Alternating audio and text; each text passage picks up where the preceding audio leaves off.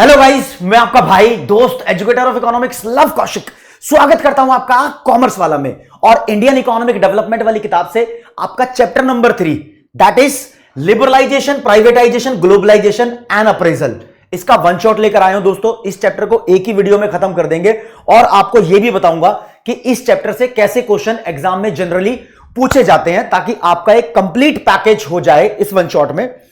NCERT में chapter का ये नाम लिखा हुआ है, लेकिन कुछ रेफरेंस बुक है जैसे कि टीआर जैन, उसमें चैप्टर का नाम लिखा है इकोनॉमिक रिफॉर्म्स सिंस 1991। इससे कोई फर्क नहीं पड़ता चैप्टर का नाम क्या है, क्योंकि दोस्तों कंटेंट मैं वही पढ़ाऊंगा जो आपके सिलेबस के अंदर अवेलेबल है। तो ध्यान रखना, हम पढ़ रहे हैं अपने देश को 1990 के बाद से।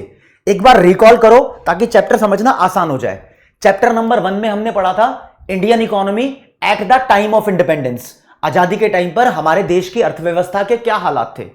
चैप्टर नंबर 2 में हमने पढ़ा 1950 से लेकर 1990 तक हमने कौन कौन सी पॉलिसीज बनाई ताकि हमारा देश ग्रो कर सके। उसमें प्लानिंग कमीशन भी थी, agricultural policy, green revolution, industrial policy, IPR 1956, foreign trade policy.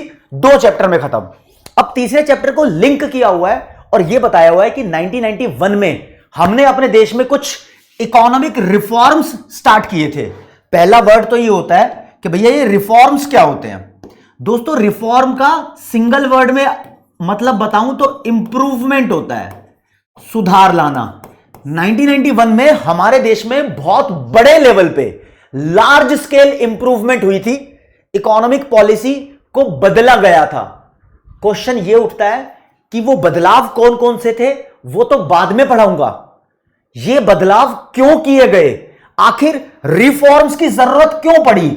एक इंसान को सुधरने की जरूरत तब पड़ती है जब वो बिगड़ा हुआ हो, तो एक देश में भी सुधार की जरूरत तब पड़ती है जब हालात बिगड़े हुए हो।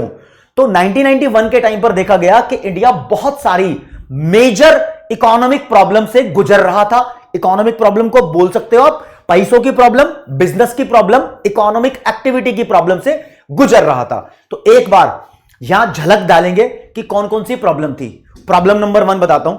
हमारे देश की सरकार को बजट के अंदर बहुत बड़ा नुकसान हो गया, पहाड़ की तरह। जैसे पहाड़ बहुत बड़ा होता है तो इस नुकसान को बोल दिया माउंटेन की तरह, माउंटिंग फिस्कल डेफिसिट। इतना नुकसान हो गया।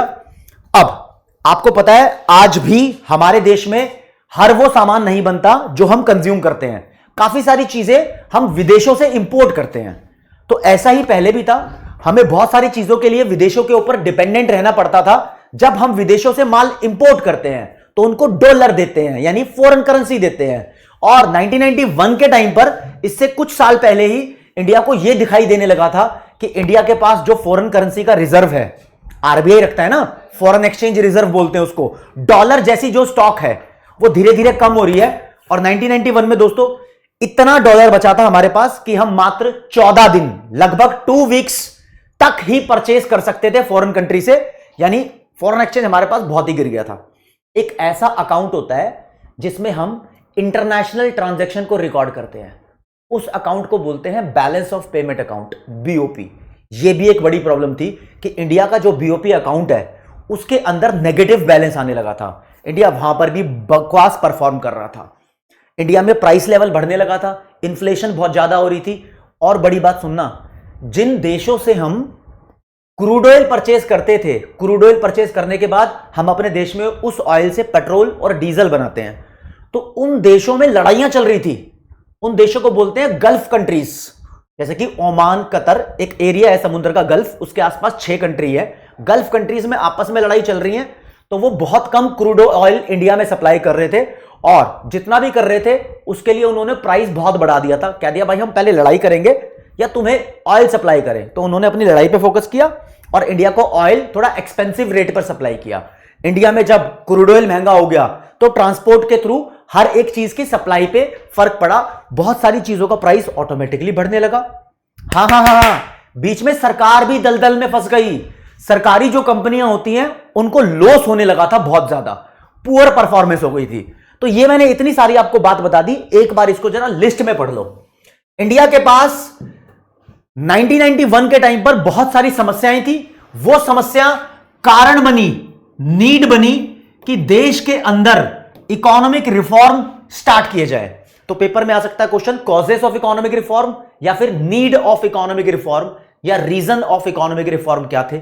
ये थे भैया, पहला माउंटिंग फिस्कल डेफिसिट, माउंटेन की तरह बढ़ता हुआ फिस्कल डेफिसिट। माउंटिंग को आप समझ लेना, माउंटिंग का मतलब है इंक्रीजिंग, और सरकार, डेफिसिट का मतलब लॉस होता है। गवर्नमेंट बजट में बहुत ज्यादा लॉस हो रहा था और सरकार बार बार यहां पर उधार लिए जा रही थी, बोरोइंग लिए जा रही थी, और बोरोइंग लेने के बदले सरकार को भी इंटरेस्ट पे करना पड़ता है।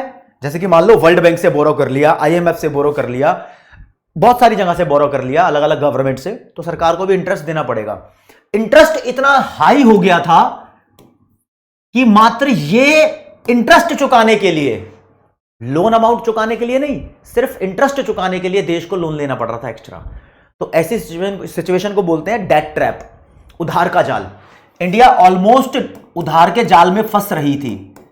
डेट ट्रैप, डेट ट्रैप वो सिचुएशन होती है जब तुम इंटरेस्ट पे करने के लिए भी उधार लो। अगला, इंडिया का जो बैलेंस ऑफ पेमेंट अकाउंट है उसमें एडवर्स बैलेंस था। एडवर्स का मतलब अनफेवरेबल बैलेंस, जो देश के लिए फेवर में नहीं होता। बीओपी अकाउंट आप मैक्रो इकोनॉमिक्स में पढ़ते हो, बिल्कुल लास्ट वाली यूनिट। इंडिया का फॉरेन एक्सचेंज रिजर्व बहुत फॉल होने लगा था, ऑलमोस्ट 2 वीक्स का, यानी 14 दिन का इंडिया के पास फॉरेन करेंसी बची हुई थी। इन्फ्लेशन मतलब महंगाई, प्राइस लेवल बहुत बढ़ रहा था। Poor performance of public sector enterprise, public sector enterprise को पब्लिक सेक्टर अंडरटेकिंग्स भी बोलते हैं। इनकी पुअर परफॉर्मेंस, लॉस हो रहा था, और गल्फ कंट्रीज में वॉर हो गया, यानी गल्फ क्राइसिस बोलते हैं इसको। तो these were the basic reasons. और भी रीजन है भैया, रशिया के अंदर भी वॉर चल रहा था। रशिया को उस टाइम यूएसएसआर बोलते थे, उसमें ब्रेकडाउन हो गया, सोवियत यूनियन, ऐसे कुछ चक्कर हो गया, लड़ाइयां बहुत थी। लेकिन ये मेजर रीजन थे कि इंडिया इन सब की वजह से प्रॉब्लम में फंसा। महंगाई हुई इंडिया के अंदर, इंडिया का बजट बिगड़ गया, तो इंडिया को यहां पर सुधार लाने की जरूरत थी। देश को आगे ग्रो करने के लिए इंडिया ने प्लान बनाया और सुधार लाने के 2 मेथड चूज किए। गवर्नमेंट ने बोला कि भैया देखो, सबसे पहले तो मिलकर बैठते हैं, मीटिंग करते हैं। मीटिंग में यह देखा गया कि हमारे देश की सरकार को पैसों की बहुत जरूरत है। तो आईएमएफ, इंटरनेशनल मॉनेटरी फंड के पास हमारे देश की सरकार ने बोला हमें $7 बिलियन दे दो, $7 बिलियन दे दो। आईएमएफ ने कुछ कंडीशंस रखी, बोला अपने देश में तुम जितना मर्जी उधार का पैसा लेके खर्च कर दो, तुम्हारा देश बार बार इन प्रॉब्लम में फंसेगा। अगर तुम्हें अपने देश को वाकई में ही प्रॉब्लम से बाहर निकालना है तो कुछ पॉलिसीज में चेंज करो। तो उस टाइम 1991 की बात बता रहा हूं, हमारे देश में नई इकोनॉमिक पॉलिसी बनाई गई और इसमें सबसे बड़ा कंट्रीब्यूशन था उस टाइम के finance minister doctor Manmohan Singh का। जी हां, उस टाइम से पहले वो आरबीआई के गवर्नर भी रह चुके थे इंदिरा गांधी की सरकार में, और उस टाइम के बाद देश के प्रधानमंत्री भी बने। राइट। तो क्वेश्चन ये है, जब हमारा देश प्रॉब्लम में था तब हमारे देश के प्रधानमंत्री थे चंद्रशेखर जी। उन्होंने आईएमएफ को बोला कि हम देश का सारा सोना गिरवी रखकर तुमसे उधार लेने को तैयार है। तो देश का सारा गोल्ड गिरवी रख दिया था। अब देश के प्रधानमंत्री कुछ दिनों बाद बदल गए, पीवी नरसिम्हा राव बने। पीवी नरसिम्हा राव प्रधानमंत्री थे और फाइनेंस मिनिस्टर थे डॉक्टर मनमोहन सिंह। तब ये सुधार किए गए। सुधार क्या थे भी पढ़ाऊंगा। तो फादर ऑफ इकोनॉमिक रिफॉर्म्स किसको बोला जाएगा? प्रधानमंत्री को, क्योंकि प्रधानमंत्री जो होता है वही मेन होता है वहां पर। तो फादर ऑफ इकोनॉमिक रिफॉर्म्स बोला जाता है पीवी नरसिम्हा राव को। लेकिन इकोनॉमिक रिफॉर्म्स जो किए गए, जो कि आगे पढ़ाने हैं मुझे, जो सुधार किए गए, वो सुधार की मेजर पॉलिसीज बनाने में सबसे बड़ा कंट्रीब्यूशन था डॉक्टर मनमोहन सिंह का। अच्छा जी, आगे सुनो। वहां पर हमारे देश ने जब सॉल्यूशन निकाला मतलब रिफॉर्म किया, तो बोला कि कुछ रिफॉर्म ऐसे होंगे जो हैंड टू हैंड थोड़े से दिनों में चीजों को ठीक करेंगे, यानी शॉर्ट टर्म मेजर्स थे वो। मेजर्स मतलब सुधार कार्यक्रम। शॉर्ट टर्म इंप्रूवमेंट लाने वाले कुछ पॉलिसीज बनाई गई और कुछ पॉलिसीज ऐसी बनाई गई जो लंबे टाइम तक इंडिया में अप्लाई की जाएंगी और इंडिया में लंबे टाइम तक ग्रोथ का कारण बनेंगी। तो देश में जो उस टाइम पर मेजर्स लिए गए थे, रिफॉर्म लिए गए थे, वो 2 टुकड़ों में डिवाइड कर दिए गए। जो शॉर्ट टर्म के लिए थे दोस्त, उन्हें बोला गया स्टेबलाइजेशन मेजर्स। जी हां, देखेंगे स्टेबलाइजेशन मेजर्स। और जो लॉन्ग टर्म के लिए थे उन्हें बोला गया स्ट्रक्चरल मेजर्स या स्ट्रक्चरल एडजस्टमेंट। राइट, देख लेते हैं। इन्हें बोलते हैं देश की नई इकोनॉमिक पॉलिसी 1991 में बनाई गई। उसके 2 सेगमेंट बने। ये नई इकोनॉमिक पॉलिसी के अंदर की बात बता रहा हूं अब मैं, ठीक है। तो स्टेबलाइजेशन मेजर वो मेजर थे जो शॉर्ट रन में लिए जा रहे थे, मतलब हैंड टू हैंड चीजें ठीक करो भाई। क्या क्या ठीक करो? जो बढ़ता हुआ प्राइस है इस पे फोकस करो, जो एडवर्स बीओपी है इसको ठीक करो, इंडिया का फॉरेन एक्सचेंज का रिजर्व बहुत गिर गया इसको ठीक करो। हैंड टू हैंड इन चीजों को ठीक किया जा सकता था, उधार ले लेके हम ठीक कर रहे थे इन चीजों को, पहली बात तो ये। लेकिन लंबे टाइम के लिए हमने कुछ पॉलिसी बनाई ताकि इंडिया में ये प्रॉब्लम्स कभी आए ना, और आज के टाइम में इंडिया बहुत बढ़िया लेवल पे स्टैंड करता है। और ये प्रॉब्लम इंडिया में अब फॉरेन एक्सचेंज रिजर्व का फॉल होना, ऐसी प्रॉब्लम इंडिया के अंदर अब ना के बराबर चांस है कि आ जाए। सबसे बड़ा कारण कोई पूछ ले आपसे कि भैया 1991 में इकोनॉमिक क्राइसिस आया था इंडिया में, हाँ जी आया था। क्राइसिस का मतलब क्या? क्राइसिस का मतलब ये प्रॉब्लम्स आई थी। तो इसका सबसे बड़ा कारण क्या था? सबसे बड़ा कारण ये था, fall in the foreign exchange reserve. आज के टाइम में इंडिया इस पनौती में, इस प्रॉब्लम में नहीं फंसेगा। फिर दोस्तों हमने कुछ लॉन्ग रन पॉलिसीज बनाई, लंबे टाइम तक काम आएंगी, जिससे एक देश की इकोनॉमी की एफिशिएंसी इंप्रूव होगी। इंटरनेशनल लेवल पे एक देश अब फाइट करेगा, कंपटीशन करेगा, आगे बढ़ेगा। तो हमने बहुत सारी रेस्ट्रिक्शंस रिमूव की बिजनेस के लिए। तो by removing the rigidity in various segments of Indian economy. ये क्या था भैया? देखो कुल मिला के ये पता लगाया गया कि इंडिया प्रॉब्लम में ही इसलिए फंसा है क्योंकि धंधा करने पर बहुत सारी रेस्ट्रिक्शंस हैं। इंडिया के अंदर सरकार ही ज्यादातर काम करे जा रही थी, प्राइवेट सेक्टर की इन्वॉल्वमेंट बहुत कम थी। तो सरकार ने अननेसेसरी जो सख्ताई थी, रिजिडिटी का मतलब सख्ताई, स्ट्रिक्टनेस, इसको रिमूव करना स्टार्ट किया ताकि अब इंडिया के अंदर बिजनेसेस इंप्रूव हो जाएं। तभी तो 1991 के बाद से तो अडानी का नाम बढ़ा है, इसके बाद से तो देश में पेप्सी आई है, कोका कोला आई है, इसके बाद तो देश में इंटरनेट आया है। तो बहुत सारे चेंजेस यहां पर हुए थे दोस्तों, तो वो चेंजेस हम पढ़ेंगे। ये सबसे मेन है। स्ट्रक्चरल एडजस्टमेंट के अंदर 3 मेजर लिए गए, देश में सुधार के 3 बड़े कंपोनेंट। पहला मेजर लिबरलाइजेशन, पढ़ाऊंगा भी डिटेल में। दूसरा प्राइवेटाइजेशन, तीसरा ग्लोबलाइजेशन। लिबरलाइजेशन को L, प्राइवेटाइजेशन को P, ग्लोबलाइजेशन को G। तो इन तीनों से रिलेटेड जो हमने पॉलिसी बनाई थी उसको बोलते हैं LPG पॉलिसी। LPG पॉलिसी को ही हम कभी कभी न्यू इकोनॉमिक पॉलिसी बोल देते हैं भैया। न्यू इकोनॉमिक पॉलिसी के कहने को 2 सेगमेंट थे, लेकिन यही वाले सेगमेंट को मेन नाम से जाना जाता है, तो इसको ही हम बोल देते हैं इकोनॉमिक रिफॉर्म्स। यही सबसे मेन है। ये 3 चीज पढ़ लोगे तो चैप्टर ऑलमोस्ट खत्म, राइट।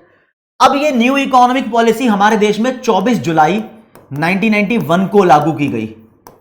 ये डेट भी ध्यान रख लेना, कोई आपसे पंगे लेने के लिए आपसे पूछ ले। तो पॉइंट नंबर 1 ये पढ़ते हैं, लिबरलाइजेशन क्या होता है। आपको भी पता है 2 तरीके के लोग होते हैं। एक होता है बहुत सख्त आदमी और जो बहुत सारे डिसिप्लिन से काम करता है, बहुत सारे रूल्स एंड रेगुलेशन को फॉलो करता है, वो बहुत सख्त होता है। किसी किसी के पापा बहुत सख्त होते हैं, लेकिन किसी किसी के पापा बहुत फ्लेक्सिबल होते हैं, मतलब लिबरल होते हैं। वो आजादी दे देते हैं बच्चों को, चल भाई कोई बात नहीं, चला जा यहां खेल ले, कोई बात नहीं साइकिल चला ले, कोई बात नहीं स्कूटी चला ले। किसी किसी के पापा बहुत ज्यादा सख्त होते हैं, टीवी मत देख, है ना।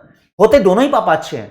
टीचर भी 2 तरीके के होते हैं, स्कूल में देखा होगा आपने। एक सख्त टीचर होता है, वो होता है स्ट्रिक्ट टीचर, और एक होता है इजी टीचर, फ्लेक्सिबल टीचर, उसे बोलते हैं लिबरल टीचर। तो लिबरल का मतलब होता है थोड़ी फ्रीडम प्रोवाइड करना। अच्छा, यहां पर लिबरलाइजेशन का मतलब क्या होगा दोस्तों? लिबरलाइजेशन का मतलब होता है धंधा करने के लिए, बिजनेस करने के लिए फ्रीडम प्रोवाइड करना। क्योंकि 1991 से पहले हमारे देश में जो इंडस्ट्रियल पॉलिसी चल रही थी, उस पॉलिसी के अंदर प्राइवेट सेक्टर को छूट बहुत कम थी धंधा करने पे। ज्यादातर इंडस्ट्रीज गवर्नमेंट के कब्जे में थी। अगर प्राइवेट सेक्टर का बंदा कोई छोटी मोटी इंडस्ट्री खोलना भी चाहता है सरकार के हिसाब से, तो प्राइवेट सेक्टर के बंदे को बार बार सरकार से लाइसेंस लेना ही था। और लाइसेंस लेने का मतलब परमिशन मांगना। परमिशन मांगने का प्रोसेस बहुत लंबा होता था, इंसान परेशान हो जाते थे, तो वो बिजनेस चाहकर भी ओपन नहीं करते थे। जब बिजनेस ओपन नहीं करेंगे तो देश में फैसिलिटी नहीं आएगी। भाई बिजनेस में फैसिलिटी तो प्रोवाइड की जाती है ना, तो देश आगे कैसे बढ़ेगा, कैसे स्टैंडर्ड ऑफ लिविंग इंप्रूव होगा। तो वो प्रॉब्लम्स पहले थी। अब देश की सरकार ने बोला भैया लिबरलाइजेशन करेंगे, जो भी अननेसेसरी रेस्ट्रिक्शन है उससे आपको फ्रीडम मिलेगी। फ्रीडम मतलब रिलैक्सेशन मिलेगी। हाँ, थोड़ा रिलैक्स कर देंगे, धंधा खोलो। तो लिबरलाइजेशन सबसे बड़ा टॉपिक है। फिर ये लप्पू सा टॉपिक है छोटा सा, और ये भी छोटा ही टॉपिक है। लिबरलाइजेशन सबसे बड़ा टॉपिक है। हमने 5 ऐसे एरिया चूज किए जहां पर हम अननेसेसरी रेस्ट्रिक्शंस को हटाकर फ्रीडम प्रोवाइड करेंगे धंधा खोलने के लिए। 5 एरियाज थे लिबरलाइजेशन के जो आपको पढ़ने हैं। सबसे पहले लिबरलाइजेशन का मीनिंग देखेंगे मेरे दोस्त। यह लिखा है liberalisation means removing all unnecessary control and regulations या रेस्ट्रिक्शंस लाइक परमिट लेना, लाइसेंस लेना, टैरिफ मतलब टैक्स वगैरह लगाना, कोटा का मतलब होता है लिमिट, धंधा करने पे लिमिट लगा दी है ना। तो इन सभी रेस्ट्रिक्शंस के लगाने से प्राइवेट सेक्टर के लोग धंधा अच्छे से नहीं कर रहे थे, तो हमने बोला लिबरलाइज करेंगे देश को, मतलब ओपन, रिमूव करेंगे इन सभी रेस्ट्रिक्शंस को।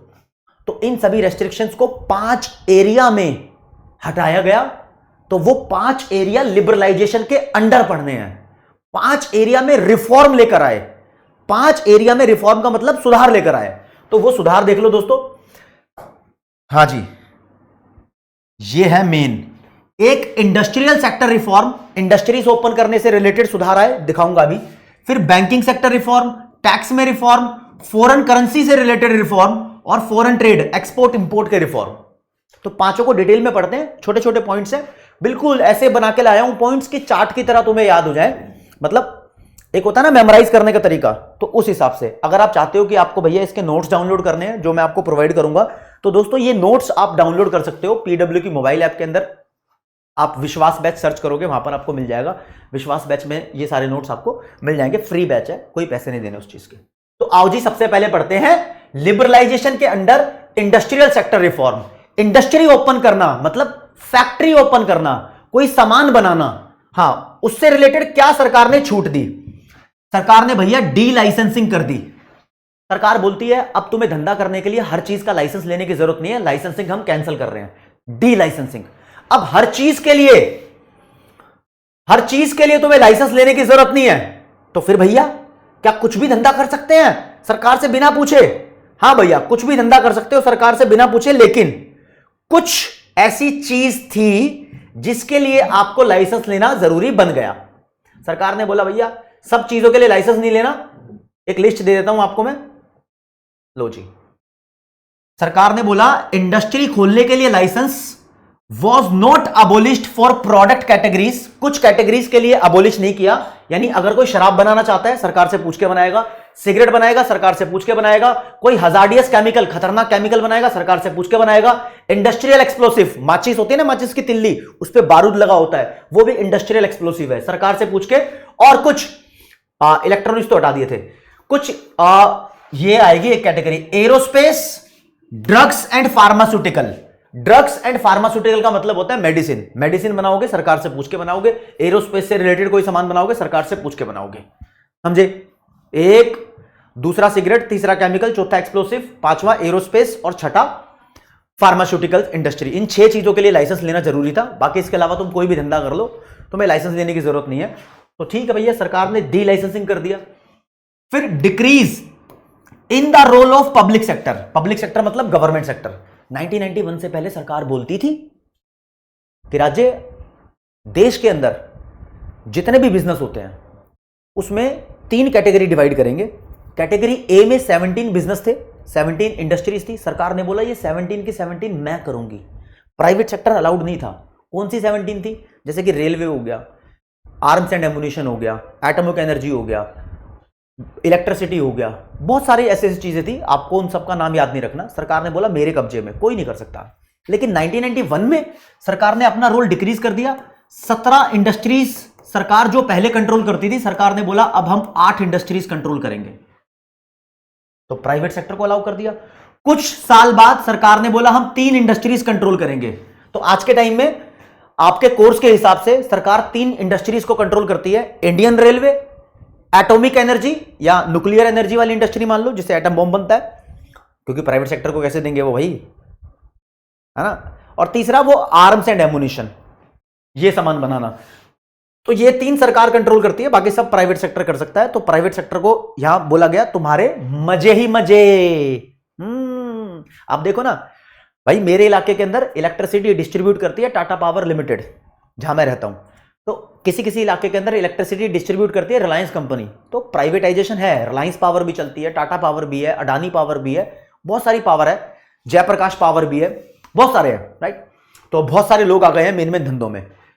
फिर सरकार ने 1969 का बनाया हुआ MRTP एक्ट खत्म कर दिया। एबोलिशन मतलब खत्म। अच्छा, ये एक्ट था क्या, पहले बता देता हूं। 1969 में सरकार ने एक्ट बनाया, monopolies and restrictive trade practice act, ये इसकी फुल फॉर्म थी। इस एक्ट में यह लिखा गया था कि कोई भी फर्म बहुत बड़ी नहीं बन सकती, अगर वो बड़ी बन जाएगी तो देश में उसकी मोनोपोली हो सकती है। मोनोपोली होने के बाद वो अपनी मर्जी का प्राइस चार्ज करेगी, लोगों को परेशान करेगी। तो किसी भी कंपनी का बड़ा होना यहां बैन था, लिमिट लगा रखी थी, इसकी डिटेल में नहीं जाएंगे। अब सरकार ने बड़ा होने का जो कानून बना रखा था बैन वाला, वो कैंसिल कर दिया। सरकार कहती है तुम्हारा मन करे जितनी मर्जी बड़ी हो जाओ, अडानी अंबानी बनो, टाटा बनो, तो वो खुश हो गए। प्राइवेट सेक्टर के लोग कहेंगे हाँ यार, सबका सपना होता है कि बिजनेस खोल के मुझे बहुत आगे बढ़ना है, यहां तो आगे बढ़ने पर रोक थी, तो वो रोक खत्म कर दी। अब ये एक्ट नहीं होता देश में, ये कानून खत्म है। अब तो इसकी जगह नया एक्ट आया है, कंपटीशन एक्ट। अब देश में कंपटीशन एक्ट बना हुआ है, राइट। तो मैंने बताया आपको कि लिबरलाइजेशन के अंडर में 5 रिफॉर्म पढ़ेंगे। एक रिफॉर्म पढ़ लिया, इंडस्ट्रियल सेक्टर रिफॉर्म में 3 बात थी। हर इंडस्ट्री से लाइसेंस हटाया गया, सरकार का रोल धंधा खोलने में कम किया गया, और सरकार ने ये किसी कंपनी का साइज बड़ा होने पर जो लगाम लगा रखी थी उस एक्ट को ही खत्म कर दिया। चलो जी, दूसरी बात, बैंकिंग रिफॉर्म पढ़ेंगे, इसको फाइनेंशियल सेक्टर रिफॉर्म भी बोलते हैं। तो सुनना जरा इसकी दास्तान। पहले तो आपको एक बात बताता हूं दोस्त मेरे, हमारे देश में पहले सरकारी बैंक भी होते थे और प्राइवेट बैंक भी होते थे। हमारे देश की सरकार ने क्या किया, 1969 में 14 कमर्शियल बैंक्स को अपने कब्जे में ले लिया। 14 commercial banks were nationalised. Nationalisation of commercial bank 1969 में हुआ था भैया हमारे देश में। नेशनलाइजेशन का मतलब क्या होता है, राष्ट्रीयकरण, सरकार अपने कब्जे में ले लेती है। फिर 1980 में 6 बैंक और सरकार ने अपने कब्जे में ले लिए। कौन से बैंक थे ये, प्राइवेट बैंक थे। अब देश में कोई प्राइवेट बैंक नहीं बचा था, सारे बैंक सरकारी थे। फिर सरकार को अकल आई कि भैया थोड़े बहुत प्राइवेट बैंक भी होने चाहिए। तो 1991 में बैंकिंग सेक्टर रिफॉर्म में यह देखा गया कि प्राइवेट बैंक खोलने पर हमें छूट देनी होगी। तो उसके बाद बैंक बना HDFC bank, yes bank, axis bank, ICICI bank. Private bank है ये, बाद में आए, पहले सारे सरकारी बैंक थे। तो ठीक है जी, अगर तुम्हारा बैंक है, तुम एक नई ब्रांच खोलना चाहते हो, तो पहले बहुत प्रॉब्लम थी, आपको बहुत पूछना पड़ता था, बहुत बड़ा प्रोसेस था। तो अब बोला सरकार ने 91 से, एक बैंक को अगर नई ब्रांच खोलनी है तो RBI से पूछने की जरूरत नहीं है। अब RBI मॉनिटर बना हुआ था पहले। RBI पहले बहुत बड़ा कंट्रोल रखता था बैंक्स के ऊपर, तो सरकार ने बोला RBI का बैंक के ऊपर कंट्रोल अब कम कर देंगे। जैसे कि अगर किसी बैंक को नई ब्रांच खोलनी है तो अब RBI से पूछने की जरूरत नहीं है, थोड़ी सी वर्किंग आसान बना देंगे। तो RBI को कंट्रोलर से फैसिलिटेटर बनाएंगे। कंट्रोलर जो कंट्रोल करे, फैसिलिटेटर जो फैसिलिटी दे, तो फैसिलिटी देने वाला बनाएंगे, राइट। तो देखते हैं भैया बैंकिंग सेक्टर रिफॉर्म में क्या क्या हुआ। चलो जी, फाइनेंशियल सेक्टर रिफॉर्म या बैंकिंग सेक्टर रिफॉर्म में पहली बात तो RBI का रोल सरकार ने चेंज कर दिया। क्या कर दिया, पहले RBI कंट्रोलर था, कंट्रोलर या रेगुलेटर, अब बन गया वो फैसिलिटेटर, फैसिलिटी प्रोवाइड कराने वाला बन गया। सरकार ने बोला origin of private bank, origin मतलब पैदा होना, अब प्राइवेट बैंक पैदा होंगे। तो 91 के बाद से ही आए हैं HDFC, ICICI, एक्सिस बैंक वगैरह, समझे। और सरकार ने बहुत सारी ब्याज दर, इंटरेस्ट रेट कम कर दी थी, ताकि लोन पर इंटरेस्ट रेट कम हो तो लोग फिर पैसा ले ले उधार पे और अपना काम चलाए। इंटरेस्ट रेट बहुत कम की थी, लोगों के लिए भी बहुत आसान हो गया था, राइट।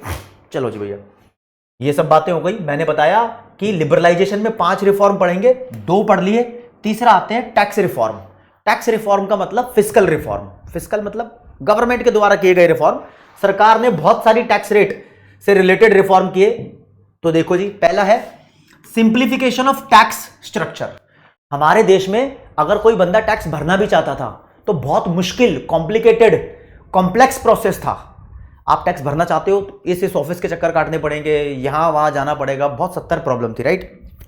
सरकार ने उस प्रोसेस को सिंपल कर दिया। मतलब उतना भी सिंपल नहीं था, कहने को लिखा है सिंपल, ये आज तक सिंपल हो जाए तो बहुत बड़ी बात है, लोग फिर बहुत ज्यादा टैक्स भरना शुरू करेंगे। तो हो रहा है धीरे धीरे, सिंपल पे सिंपल सरकार किए जा रही है। तो शुरुआत 1991 में हो गई थी। टैक्स स्ट्रक्चर बहुत सिंपल कर दिया था। देश में जितने भी टैक्स थे उसको दो पार्ट में क्लासिफाई कर दिया, डायरेक्ट टैक्स, इनडायरेक्ट टैक्स। तो क्लासिफिकेशन बढ़िया कर दी थी। फिर बहुत सारी टैक्स रेट कम कर दी सरकार ने। आपको एक बात बताऊं, किताब में लिखा नहीं है, सरकार लिबरलाइजेशन से पहले काफी सारी चीजों पर 355% टैरिफ भी चार्ज करती थी। 355%, समझ रहे हो? 355% का मतलब क्या हुआ? 3.5 गुना से ज्यादा। तो धीरे धीरे करके इसको रिड्यूस किया गया, बहुत सारे टैक्स रेट रिड्यूस किए गए ताकि लोगों को भी लगे कि कम टैक्स भरना है तो कोई दिक्कत नहीं है। अब मान लो 4 रुपए का पार्ले जी का बिस्किट 400 का हो जाए, कौन लेगा? तो टैक्स रेट कम किया गया ताकि लोग सामान भी खरीदें, और इनकम टैक्स भी कम किया गया ताकि लोग इनकम पे टैक्स भी दे, राइट।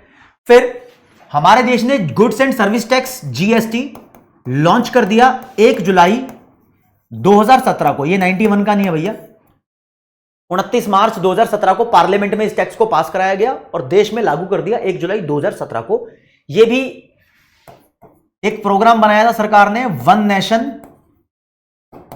वन टैक्स, मतलब सिंगल टैक्स सिस्टम ला देंगे। अबे भैया, गवर्नमेंट बजट मैक्रो इकोनॉमिक्स का चैप्टर अगर आपने पढ़ा हो तो यह पता होना चाहिए आपको, देश में टैक्स को दो पार्ट में डिवाइड किया हुआ है। एक होते हैं डायरेक्ट टैक्स। डायरेक्ट टैक्स वो टैक्स होते हैं जो इंसान के नाम पर लगाए जाते हैं, जैसे कि इनकम टैक्स, हाउस टैक्स, ये एक बंदे के नाम पर होते हैं। दूसरे होते हैं इनडायरेक्ट टैक्स, ये इंसान के नाम पर नहीं, गुड्स के नाम पर लगाए जाते हैं, ठीक है, जैसे कि सेल्स टैक्स, एक्साइज ड्यूटी। तो सरकार ने बोला जितने भी इनडायरेक्ट टैक्स हैं उन सबको मिक्स करके एक कर देंगे। अब उस एक अकेले टैक्स को बोला जीएसटी। तो डायरेक्ट टैक्स थोड़ी इसमें एक आए हैं, लेकिन प्रोग्राम बोला गया वन नेशन वन टैक्स के तहत क्या किया था सरकार ने? जीएसटी। जीएसटी कब आया था? ये रहा भी, ठीक है जी, ओके। तो टैक्स में रिफॉर्म हुए दोस्तों, लिबरलाइजेशन के रिफॉर्म पढ़ते जा रहे हैं हम। चौथे नंबर का रिफॉर्म है foreign exchange reform. Foreign exchange का मतलब होता है फॉरेन करेंसी। सरकार ने 1991 में रुपए की वैल्यू को जबरदस्ती डिवैल्यूएट कर दिया, डिवैल्यूएशन ऑफ रुपी। ऐसा क्यों किया सरकार ने भैया? देखो, मान लो भैया 85 रुपीज का $1 आ रहा है। आप अभी समझो, सरकार ने यहां पर कुछ ऐसे एफर्ट किए कि मान लो ये 86 का हो जाए। भाई उस टाइम तो रेट अलग था। जब हमारी करेंसी हमें ज्यादा खर्च करनी पड़ रही है $1 खरीदने के लिए, तो इसको बोलते हैं करेंसी की वैल्यू गिराना, यानी डिवैल्यूएशन। इससे फायदा क्या होगा दोस्तों? इससे फायदा ये होता है कि मान लो अमेरिका का बंदा $1 खर्च करके 85 टॉफी इंडिया से परचेज कर रहा था, तो डिवैल्यूएशन के बाद वो $1 में 86 टॉफी खरीदने लग जाएगा, तो इंडिया का सामान ज्यादा बिकेगा। जो इंडिया सेल करता है ना फॉरेन कंट्री को, उसको बोलते हैं एक्सपोर्ट।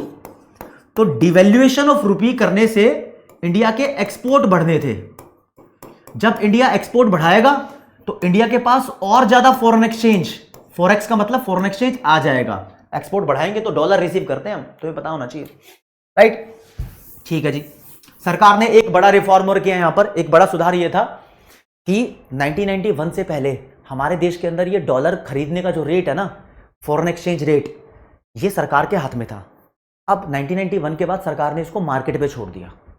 जब सरकार फॉरेन करेंसी का रेट डिसाइड करती है तो उसको बोलते हैं फिक्स्ड एक्सचेंज रेट सिस्टम, और जब मार्केट इसको डिसाइड करती है तो उसको बोलते हैं फ्लेक्सिबल या फ्लोटिंग एक्सचेंज रेट सिस्टम। तो यहां shift from fixed exchange rate system to flexible exchange rate system. Flexible exchange rate system होता है मार्केट बेस्ड। मतलब फायदा क्या हुआ? फायदा ये हुआ कि सरकार का कंट्रोल कम हुआ। जहां जहां सरकार का कंट्रोल कम होगा वहां वहां लोगों को थोड़ी फ्रीडम मिलेगी, तो फ्रीडम हो गई यहां पर भी, ये मान लो बस, ठीक है, ओके जी। पांचवा रिफॉर्म था foreign trade reform. Foreign trade का मतलब भैया एक्सपोर्ट इंपोर्ट होता है। इसमें क्या रिफॉर्म किया गया भैया? इंपोर्ट के ऊपर लगने वाला टैक्स कम कर दिया ताकि लोग अब इंपोर्ट भी करा सके। ऐसा नहीं है कि तुम इंपोर्ट मत कराओ, टैक्स कम कर दिया। तो फॉरेन की चीज, अमेरिकन चीज, रशियन, दुबई की चीज आपको सस्ते में मिलेगी। सस्ते में मिलेगी क्योंकि टैक्स कम कर दिया। टैक्स कम कर दिया तो आप फॉरेन कंट्री से सामान खरीद सकते हो। मजे की बात, जो एक्सपोर्ट ड्यूटी थी, एक्सपोर्ट ड्यूटी का मतलब एक्सपोर्ट के ऊपर टैक्स। मान लो एक बंदा 100 रुपए के छोले भटूरे अमेरिका भेजता है, ठीक है, 100 रुपए के छोले भटूरे अमेरिका भेजता है। सरकार ने बोला तेरे को टैक्स देना पड़ेगा 50%। मतलब ये तो बंदा 100 रुपए चार्ज कर रहा है, अमेरिका में कोई बंदा खरीदेगा इसको 150 का, तो अमेरिकन को महंगा मिलेगा, कहेगा इंडिया के छोले भटूरे क्यों खाने, बड़े महंगे हैं। सरकार ने बोला टैक्स खत्म, तो अब अमेरिका को वो 100 रुपए के पड़ेंगे, सस्ता पड़ेगा, अमेरिकन ज्यादा खरीदेंगे, हमारा माल, हमारा एक्सपोर्ट बढ़ जाएगा। तो सरकार ने रिमूवल ऑफ एक्सपोर्ट ड्यूटी कर दी ताकि इंडिया की सेल्स बढ़ने लगे, एक्सपोर्ट्स बढ़ने लगे, इंडियंस को फायदा हो, देश के अंदर फॉरेन करेंसी दे दनादन दे दनादन दे दनादन दे दनादन आए। फॉरेन करेंसी बढ़ेगी तो फॉरेन एक्सचेंज रिजर्व जो हमारा फॉल हुआ था वो बढ़ने लगेगा भैया। ये 5 तरीके के रिफॉर्म थे दोस्त, ये पांचों रिफॉर्म कंप्लीट करा दिए मैंने। दोबारा नजर दौड़ा देता हूं, ये पांचों, ठीक है जी, ओके। इन दोनों को मिलाकर हम फॉरेन सेक्टर रिफॉर्म भी बोल सकते हैं। क्या बोल सकते हैं? Foreign sector reforms. काफी बुक में ऐसे लिखा है, 3 रिफॉर्म ये, चौथा ये, इसके अंदर में फिर इनके पॉइंट आ गए, तो उससे कोई फर्क नहीं पड़ता, आप जैसे मर्जी इसको क्लासीफाई कर लो। अब आते हैं भैया, मैंने क्या बोला, आपको पढ़ाऊंगा liberalisation, privatisation, globalisation. Liberalisation is done, अब रह गए छोटे छोटे टॉपिक, जैसे कि प्राइवेटाइजेशन। नाम से ही पता लग रहा है, प्राइवेटाइजेशन मतलब प्राइवेट सेक्टर का देश के अंदर रोल बढ़ाओ भाई, प्राइवेट सेक्टर का रोल बढ़ाओ। क्यों बढ़ाओ?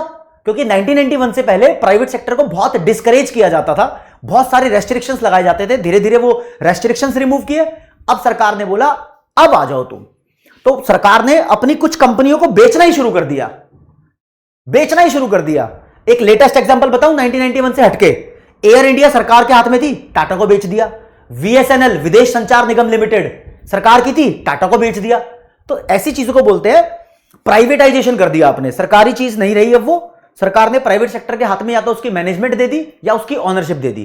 कभी कभी सरकार कंप्लीट ओनरशिप दे देती है, कभी कभी थोड़ी सी ओनरशिप देती है। जैसे कि पिछले कुछ सालों पहले LIC सरकार की इंश्योरेंस कंपनी है, सरकार ने उसका 5% हिस्सा मार्केट में बेच दिया। मान लो कि 5% हिस्सा आपने खरीद लिया, तो प्राइवेट सेक्टर का भी रोल बढ़ गया ना, प्राइवेट सेक्टर भी तो आया इंश्योरेंस में सरकार के साथ। हाँ भैया, तो सरकार कैसे करती है प्राइवेटाइजेशन? सरकार प्राइवेटाइजेशन 2 तरीके से करती है, 2 तरीके से। या तो एक कंपनी उठा के सीधा प्राइवेट सेक्टर को दे देगी, जा भाई जा, ये तेरी हुई, ठीक है, या फिर सरकार थोड़ा सा हिस्सा अपनी कंपनी का बेच देती है प्राइवेट सेक्टर को। तो प्राइवेटाइजेशन पे जाते हैं भैया। लो जी मित्रों, ये रहा। तो privatisation is the general process of involving the private sector. Private sector को इन्वॉल्व करना, प्राइवेट सेक्टर का रोल इंक्रीज करने का जो प्रोसेस है, किस चीज में रोल इंक्रीज करना? इन द ओनरशिप और management of state owned enterprise. State owned मतलब गवर्नमेंट एंटरप्राइज, यानी गवर्नमेंट कंपनीज में प्राइवेट सेक्टर को शामिल करना प्राइवेटाइजेशन कहलाता है।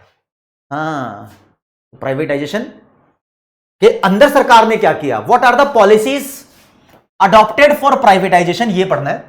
इसको बोलते हैं मेजर्स ऑफ प्राइवेटाइजेशन। क्या क्या मेजर लिए सरकार ने? पहला, transfer of ownership and management. काफी सारी कंपनीज की ओनरशिप सरकार ने सीधा प्राइवेट सेक्टर को दे दी, बोल दिया जा तू कर ले बल्ले बल्ले।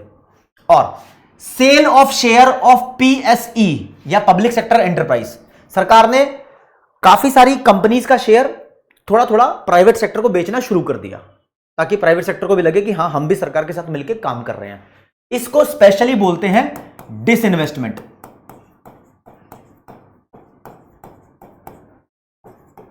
डिसइन्वेस्टमेंट का मतलब होता है sale of share in PSU। PSU या PSE एक ही बात है, कोई दिक्कत नहीं है। प्राइवेटाइजेशन खत्म गया।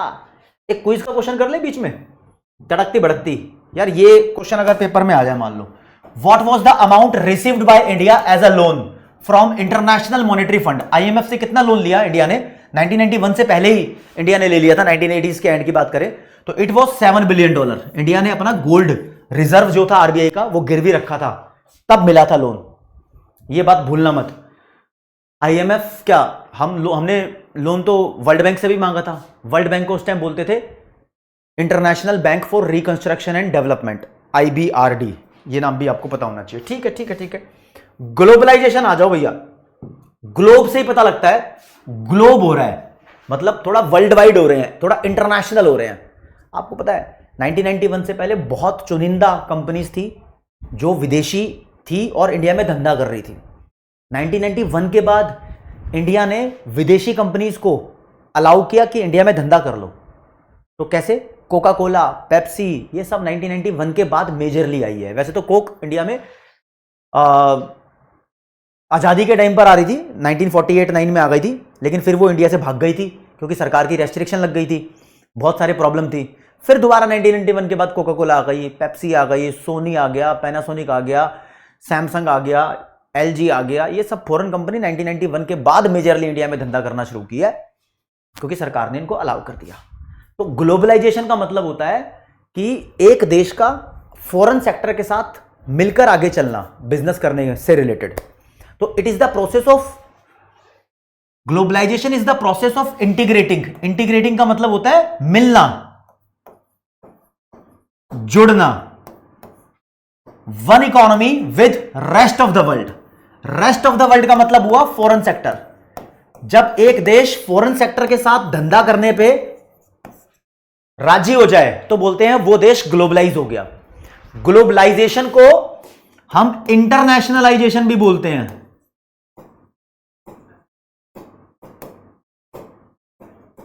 और पीछे मैं लिखना भूल गया भैया, आपको पता होना चाहिए, प्राइवेटाइजेशन को हम डीनेशनलाइजेशन भी बोलते हैं।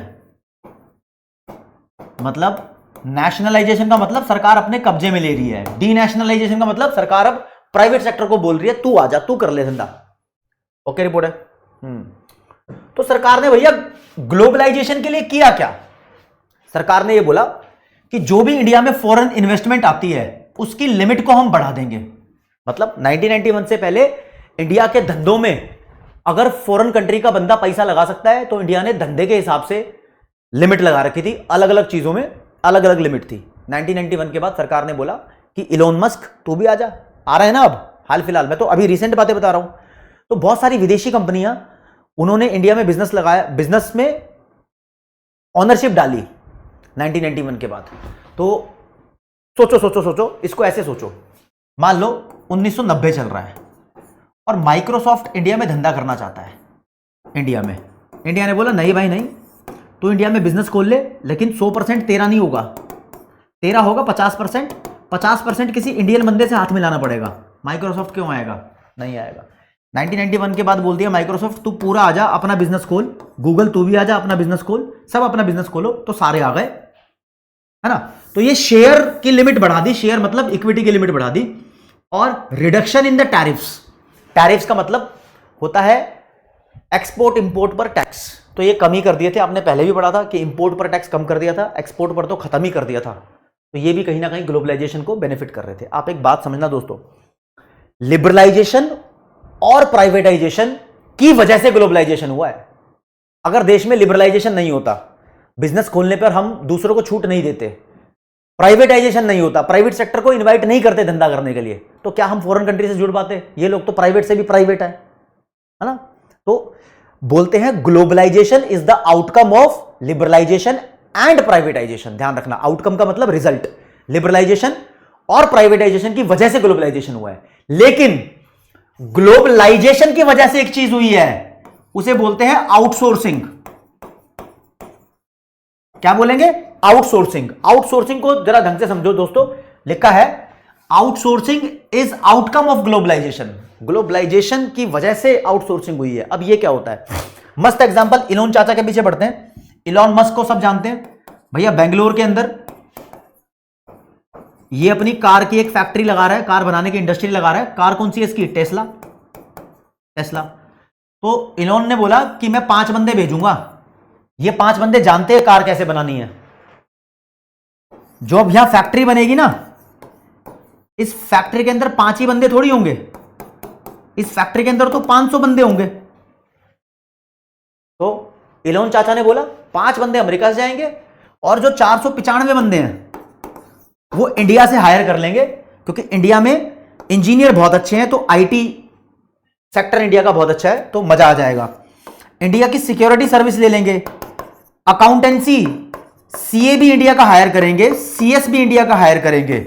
सिक्योरिटी सर्विस हो गई। और कॉल सेंटर बना देंगे भैया, कॉल सेंटर को बोलते हैं बिजनेस प्रोसेस आउटसोर्सिंग। इंडिया से सारी सर्विस इंडिया से ले लेंगे, बस कुछ कुछ मेन चीजें अमेरिकन बंदे आएंगे वो जानते होंगे। तो जो ये काम मिला है ना इंडियंस को, इसको बोलते हैं आउटसोर्सिंग। आउटसोर्सिंग का मतलब होता है एक बंदा हमारे देश में आके धंधा कर रहा है तो कुछ सर्विस इंडिया को दे रहा है। इंडिया थर्ड पार्टी होगी ना, फर्स्ट पार्टी ये रही, सेकंड पार्टी इसके customer, India third party. Third party को कुछ एक्टिविटीज का कॉन्ट्रैक्ट प्रोवाइड करना कि भैया लो तुम्हें भी एम्प्लॉयमेंट मिल जाएगी, इसे बोलते हैं आउटसोर्सिंग। हो सकता था ये अपने ही देश से 500 बंदे लेकर आता, ये भी तो हो सकता था, लेकिन हमारे देश की सरकार जानती है कोई भी विदेशों से आएगा तो सारे बंदे अपने नहीं लेकर आता, तो इंडिया को धंधा मिलेगा वहां से, तो इंडिया में आउटसोर्सिंग होगी। तो आउटसोर्सिंग का मतलब क्या होता है? आउटसोर्सिंग एक तरीके की बिजनेस प्रैक्टिस है जिसमें हम हायर करते हैं एक पार्टी को जो आउटसाइड कंपनी होती है। Outsourcing is the business practice of hiring a party outside the company to perform services और क्रिएट गुड्स क्रिएट करना या सर्विस को परफॉर्म करना। बैंकिंग सर्विस भी इंडिया की लेगी, इंश्योरेंस सर्विस भी इंडिया की लेगी, तो इंडिया को काम मिल गया। तो इंडिया में कुछ सर्विसेज बहुत फेमस है जिसके लिए विदेशी कंपनियां आउटसोर्सिंग करती हैं। आईटी सर्विस, इंफॉर्मेशन टेक्नोलॉजी की सर्विस हो गई, इंजीनियरिंग सर्विस आती है इसमें, बैंकिंग, सीए जैसी accounting, BPO, KPO. BPO business process outsourcing, KPO knowledge process outsourcing. Knowledge भी बहुत है इंडियंस को, पॉलिसी मेकर्स भी इंडिया के जबरदस्त है, ठीक है। आपको ही पता होगा कि गूगल को बहुत टाइम तक सुंदर पिचाई जी जो कि इंडियन ओरिजिन के हैं उन्होंने चलाया है, राइट। गूगल अमेरिकन, सुंदर पिचाई इंडियन ओरिजिन वाले बंदे। तो इंडिया के अंदर बहुत बंदे हैं, ठीक है। वैसे सुंदर पिचाई इंडियन ओरिजिन के हैं लेकिन इंडियन नहीं है, अमेरिकन है, वैसे बता दूं मैं आपको, ठीक है। वो तो एग्जांपल के तौर पे बोल रहा था। तो भाई ऐसा बोलते हैं India is very famous destination of outsourcing. किसी भी विदेशी कंपनी को अगर धंधा करना है तो इंडिया में करो, इंडिया के लोगों से काम ले लो। इंडिया के लोगों से काम लेना मतलब इंडिया में काम आउटसोर्स करना। इंडिया फेमस है भैया, फेवरेट है। उसके कुछ कारण है। इंडिया फेवरेट क्यों है? क्योंकि इंडिया में लो कॉस्ट वर्कर्स हैं, सस्ते में काम कर देते हैं लोग, as compare to America, England, France, Germany जैसी डेवलप्ड कंट्री से कंपेयर किया जाए तो। इंडिया में ये सब क्वालिफाइड है, बाकी चोरों की तरह यहां पर लिटरेसी रेट कम नहीं है, अच्छे पढ़े लिखे लोग हैं, क्वालिफाइड मतलब कैपेबल वर्कफोर्स है। क्वालिफाइड पर्सोनेल बोल दो या पॉपुलेशन बोल दो। तीसरा, इंडिया के अंदर एक स्टेबल पॉलिटिकल एनवायरनमेंट है, मतलब बाकी चोरों की तरह नहीं है कि भैया कभी भी आर्मी तख्ता पलट कर देगी, प्रधानमंत्री को साड़ धैड़ फाड़ कर देगी और बोलेगी आज से आर्मी की हुकूमत है देश में। इंडिया में ऐसा थोड़ी होता है, प्रधानमंत्री की इज्जत होती है भाई। तो इंडिया के अंदर पॉलिटिकल एनवायरनमेंट स्टेबल है तो किसी फॉरेन कंट्री को डर नहीं लगता। जैसे मान लो कि पाकि चोरों के अंदर सोच रही है पेप्सी अपना प्लांट लगाएगी, अब डर लगता है। मान लो यार प्राइम मिनिस्टर ने तो बोल दिया कि प्लांट लगा ले, कल को आर्मी ने अटैक कर दिया और प्राइम मिनिस्टर को हटा दिया और बोला कि पेप्सी नहीं पियेंगे हम, वो तो गड़बड़ हो जाएगी। इंडिया में स्टेबल पॉलिटिकल एनवायरनमेंट है, यानी पॉलिटिक्स स्टेबल है, मारकाट युद्ध वगैरह नहीं होते। और एक और रीजन है कि इंडिया के पास रिसोर्स बहुत है। ये वर्ड यूज कर रहा हूं, अबंडेंट। अबंडेंट का मतलब होता है बहुत ज्यादा, प्लेंटी ऑफ रिसोर्सेस है, अबंडेंट रिसोर्सेस। इंडिया के पास इन्वायरमेंटल रिसोर्सेस बहुत है, ठीक ठाक क्वांटिटी में इंडिया के पास इन्वायरमेंटल रिसोर्सेस अवेलेबल है। इंडिया का इन्वायरमेंट भी अच्छा है और इंडिया में होता है बहुत सारी चीजें हैं, बहुत सारे ऐसे फॉसिल फ्यूल्स हैं जो जमीन से निकलते हैं, कोल भी होता है, माइनिंग भी हो रही है इंडिया के अंदर, है ना, बहुत सारी चीजें हैं, तो ठीक ठाक है। लेकिन कुछ विदेशी लोग चिढ़ते हैं। मान लो इलॉन मस्क इंडिया के बेंगलोर में आके धंधा कर रहा है तो अमेरिका के लोगों को बुरा लगेगा, जो डेवलप्ड कंट्रीज हैं उनको बुरा लगता है। क्यों? वो कहते हैं भैया तुम इंडिया में एम्प्लॉयमेंट दे रहे हो, अमेरिका को क्यों नहीं दे रहे? तो एम्प्लॉयमेंट के मामले में चिढ़ते हैं वो, राइट। तो देखते हैं भैया, एक लाइन लिखी है, आप बोल रहे हो do you think that outsourcing is good for India? NCERT का क्वेश्चन है, आउटसोर्सिंग इंडिया के लिए बढ़िया है? हां भाई, outsourcing is beneficial for India, ठीक है। Why are developed countries opposing it? जो डेवलप्ड कंट्रीज हैं वो ये अपोज क्यों कर रही हैं आजकल? अरे भैया आउटसोर्स नहीं करना चाहिए, अपने देश में ही धंधा कर लो। आउटसोर्स नहीं करना चाहिए, अपने देश में ही धंधा कर लो। तो रीजन है इसका, they are opposing it because of employment in foreign country. Reason दे रहा हूं आपको, चलो। इंडिया को फायदा क्यों है और दूसरे लोग रोते क्यों हैं? रोते मतलब परेशान, क्योंकि इंडिया में एम्प्लॉयमेंट बढ़ेगी, इंडिया के लोग अमेरिका की टेक्नोलॉजी जान जाएंगे, technical know how. Elon Musk car कैसे बनाता है इंडिया में देखेंगे तो इंडियन भी जान जाएंगे वो कार कैसे बनती है, स्पेशल वाली। इंटरनेशनल क्रेडिबिलिटी, क्रेडिबिलिटी का मतलब विश्वसनीयता होता है। अगर एप्पल कंपनी ने इंडिया में अपनी फैक्ट्री खोल दी, माइक्रोसॉफ्ट आ गया, गूगल आ गया, तो इंडिया का इंटरनेशनल में नाम हो जाएगा, वर्ल्ड में नाम हो जाएगा। भैया इंडिया एक मस्त कंट्री है जहां पर जाके धंधा कर सकते हैं, बड़ी बड़ी कंपनी इंडिया में धंधा करती है, तुम भी कर सकते हो। ऐसा नहीं कि भाई पाकि चोरों में गए और वहां पर तख्ता पलट हो गया और फिर वहां धंधा नहीं कर सकते। क्रेडिबिलिटी बढ़ती है, विश्वास बढ़ता है, इंडिया का स्टैंडर्ड बढ़ता है, इंडिया की वाह वाह होती है। इंक्रीज्ड इंफ्रास्ट्रक्चर इन्वेस्टमेंट, अब भैया बिजनेस के लिए बढ़िया इंफ्रास्ट्रक्चर चाहिए। इंफ्रास्ट्रक्चर का मतलब होता है ऐसी चीजें जिससे बिजनेस आगे बढ़े। रोड अच्छा, हाईवे अच्छे, बिजली अच्छी, इंटरनेट अच्छा, ये सब अच्छा, इंडिया में मॉडर्न हो जाता है इंडिया। तो outsourcing to India necessitates the development of higher quality infrastructure. India को भी लगता है कि भैया आउटसोर्सिंग तब होगी जब इंडिया में इंफ्रास्ट्रक्चर मस्त होगा, तो इंडिया भी अपना इंफ्रास्ट्रक्चर इंप्रूव करता है। फॉरेन कंट्री की कंपनी आती है, वो भी अच्छा इंफ्रास्ट्रक्चर प्रोवाइड करने लगती है, कुछ सड़क वड़क तो वो भी बनवाती है। लेकिन हमारे देश की गवर्नमेंट भी आउटसोर्सिंग के चक्कर में अपने आप को मस्त चकाचक, जैसे शादी पार्टी में जाती है लड़कियां पूरी मस्त पाउडर लिपस्टिक क्रीम लगा के, ऐसे ही इंडिया भी बिल्कुल पाउडर लिपस्टिक क्रीम लगा के इंफ्रास्ट्रक्चर में तैयार रहता है। आजा आजा गूगल, आजा आजा एप्पल, ऐसे ऐसे करके। ठीक है, तो बेसिकली ये एनसीईआरटी का क्वेश्चन था इसलिए मैंने करा दिया। एक छोटा सा टॉपिक है दोस्तों, डीमोनेटाइजेशन। हमारे देश में डीमोनेटाइजेशन 3 बार हुआ है। एक आजादी से पहले 1946, एक 1970s के लेट में हुआ था, और एक हुआ 8 नवंबर 2016 को। हमारे देश में जो 1000 और 500 के नोट चल रहे थे उनको बंद कर दिया। तो जो करेंसी चल रही होती है उसको बंद कर दे तो इसको बोलते हैं डी मनी। डी मनी यानी डीमोनी, डीमोनेटाइजेशन। तो it means withdraw of existing currency from use. जो भी एग्जिस्टिंग करेंसी चल रही है उसको विड्रॉ कर लो कि भैया अब से ये यूज नहीं होगी। मोदी जी आए थे, मुझे याद है 8 नवंबर को टीवी पे, बोले आज रात 12 बजे से 500 और 1000 के नोट लीगल टेंडर नहीं रहेंगे, मतलब सरकार के हिसाब से वो करेंसी नोट नहीं रहेंगे। तो क्यों किया सरकार ने ऐसा? इसके पीछे क्या ऑब्जेक्टिव थे? बड़े मस्त ऑब्जेक्टिव थे दोस्तों। ऑब्जेक्टिव्स देखेंगे डीमोनेटाइजेशन के, बहुत हल्का टॉपिक है, बिजनेस स्टडीज में वैसे पढ़ते ही हो। पहला, सरकार को लगता है कि टैक्स की चोरी हो रही थी। इवेजन का मतलब होता है चोरी।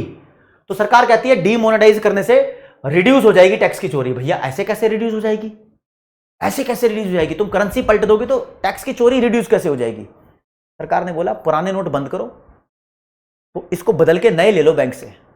जब तुम इसको बदल के नए लोगे बैंक से तो बैंक को पता लगेगा तुम कितना कमाते हो, तो बैंक आपसे आपका डेटा सरकार के साथ शेयर करेगा और सरकार फिर तुमसे टैक्स मांगेगी। टैक्स चोरी नहीं होगा।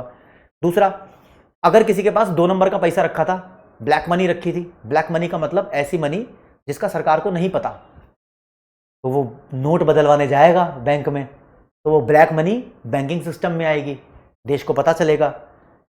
किसी को घूस देनी हो ना, करप्शन, तो 500-500 के नोट दो, 1000-1000 के नोट दो, तो इतने से नोट 2-4 लाख रुपए हो जाते हैं, पता भी नहीं लगेगा। तो पुराने नोटों से बहुत जल्दी जल्दी करप्शन बढ़ रहा था, ऐसा सरकार ने कहा। नए नोट आए 2000 के, मुझे नहीं पता लगा उससे करप्शन कैसे कम होगा, लेकिन ऑब्जेक्टिव लिखा था कि करप्शन, घूसखोरी, भ्रष्टाचार से निजात पाने के लिए हम पुराने नोटों को बंद कर रहे हैं। पुराने नोट टेररिस्ट के पास भी पाए गए थे, तो वो टेररिज्म में एक दूसरे को पैसा देते थे। तो टू कर्ब मतलब रिड्यूस, टेररिज्म रिड्यूस करना भी इसका मेन मोटिव था। तो देखते हैं भैया ऑब्जेक्टिव क्या थे। टैक्स की चोरी बंद करना, to bring black money back into the banking system, note बदलवाने आएंगे लोग। पुरानी करेंसी बंद कर दी, 500 की, 1000 का नोट बंद कर दिया, इसे बोलते हैं डीमोनेटाइजेशन। इसकी जगह नया 500 का नोट आया, 1000 की जगह 2000 का नोट आया, इसे बोलते हैं रीमोनेटाइजेशन। रीमोनेटाइज हुआ। करप्शन से फाइट होगी, टेररिज्म से फाइट होगी, लेकिन अभी भी देखा मैंने टेररिस्टों के पास तो 2000 के नोट भी थे, देखा है न्यूज में है। तो to stop circulation of fake currency. Fake currency मतलब बहुत नकली नकली नोट छप चुके थे, 500 और 1000 के, 2000 के भी छप चुके थे। ये ऑब्जेक्टिव थे। अब ये सेटिस्फाई हुए या नहीं हुए वो बात दूसरी है। ये ऑब्जेक्टिव थे, इनकी वजह से पुराने नोट बंद किए थे बस। तो इतना ध्यान रखो, इस पर ज्यादा कमेंट नहीं करूंगा। अगर कोई हार्म हुआ है तो मेरी माफी है, ठीक है। आगे आ जाओ भैया, छोटा सा क्विज सेक्शन आपसे पूछ लेते हैं। बताओ जी, इंडिया के प्राइम मिनिस्टर कौन थे 1990 के टाइम पर? जब देश में क्राइसिस हुआ, इकोनॉमिक क्राइसिस, बताओ जी बताओ कौन थे? जब देश प्रॉब्लम में फंसा तो प्राइम मिनिस्टर चंद्रशेखर थे। कौन थे? चंद्रशेखर, भैया चंद्रशेखर थे। ठीक है, बताओ प्राइम मिनिस्टर कौन थे जब सरकार ने लिबरलाइजेशन जैसा रिफॉर्म लेकर आया? जब रिफॉर्म लाए तो प्राइम मिनिस्टर बन चुके थे सीपी V Narasimha Rao. Finance minister थे मनमोहन सिंह, ध्यान रखना। अच्छा भी, सरकार ने अपनी कंपनीज को 3 टुकड़ों में डिवाइड किया हुआ है। सरकार कहती है हमारी जो टॉप क्लास कंपनी है उसको बोलेंगे महारत्न, जो मिडल में है उसको बोलेंगे नवरत्न, और जो उससे नीचे है उसे बोलेंगे मिनी रत्न। तो टैग है, इसकी डिटेल तो वैसे यूपीएससी के कोर्स में होती है, लेकिन आप सिर्फ 2 एग्जांपल ध्यान रख लो दोस्तों। सरकार की टॉप क्लास कंपनी को महारत्न बोलते हैं, जैसे कि इंडियन ऑयल कॉर्पोरेशन और Steel Authority of India Limited, Steel Authority of India Limited SAIL. Navratna का एग्जांपल है हिंदुस्तान एरोनॉटिक्स और महानगर टेलीफोन निगम लिमिटेड, एमटीएनएल बोलते हैं इसको, राइट। फिर इससे छोटी company mini ratna, Bharat Sanchar Nigam Limited यानी BSNL, Airport Authority of India और Indian Railway Catering and Tourism Corporation Limited. Indian Railway नहीं, इसके अंदर कैटरिंग, खाने की सर्विस देने वाली एक अलग से कंपनी है। तो ये कुछ एग्जांपल्स हैं गवर्नमेंट कंपनीज की, 3 कैटेगरी है। आगे थोड़ा सा और पढ़ते हैं भैया, ठीक है जी। एक ऑर्गेनाइजेशन है डब्ल्यूटीओ, उसके बारे में आपको पढ़ना है। डब्ल्यूटीओ क्या होता है? देखो 1948 में हमारा देश आजाद होने के बाद पूरे वर्ल्ड में ट्रेड करने के लिए एक ऑर्गेनाइजेशन बनाई गई कि भैया 2 देश आपस में ट्रेड कर रहे होंगे तो ये दोनों देश अच्छे से ट्रेड करें, कोई किसी की पेमेंट ना मार ले।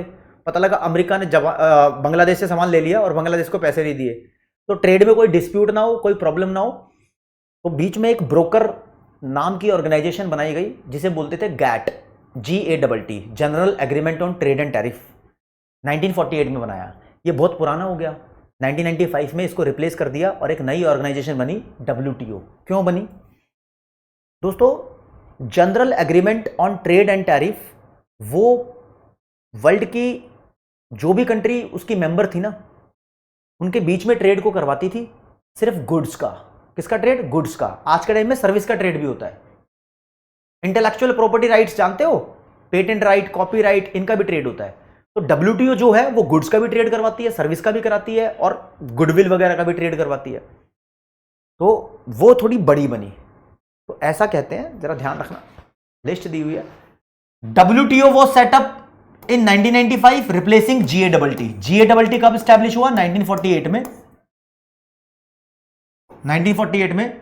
और WTO 123 कंट्रीज के साथ स्टार्ट हुआ था 1 जनवरी 1995 से। 2016 का डेटा दिया हुआ किताब में WTO के 164 मेंबर्स हैं, मतलब 2016 का डेटा दिया हुआ है। आज तो 165-66 मेंबर हैं इसके WTO के, लेकिन आपको 2016 का याद रखना है क्योंकि वही किताब में दिया हुआ है। WTO के मेंबर 2016 के हिसाब से 164, यानी वर्ल्ड के 164 कंट्रीज हैं जो WTO की मेंबर हैं। यानी जब ये 164 कंट्री एक्सपोर्ट इंपोर्ट का धंधा करती है तो इनको रूल मानने पड़ते हैं WTO के। WTO करता क्या है? WTO बीच में एक ब्रोकर बना हुआ है। मान लो आपको कोई मकान खरीदना है तो बीच में ब्रोकर आता है ना, हाँ, वो दिलवाता है आपको मकान, पेमेंट वेमेंट भी देखता है ना। तो ऐसे ही है WTO। ये 2 कंट्रीज या 2 से ज्यादा कंट्रीज के बीच में जब ट्रेड होता है तो उस ट्रेड को सेटल करवाता है। कोई प्रॉब्लम होती है, डिस्प्यूट होती है तो उसको सॉल्व करवाता है, उसके लिए रूल्स डिसाइड करता है।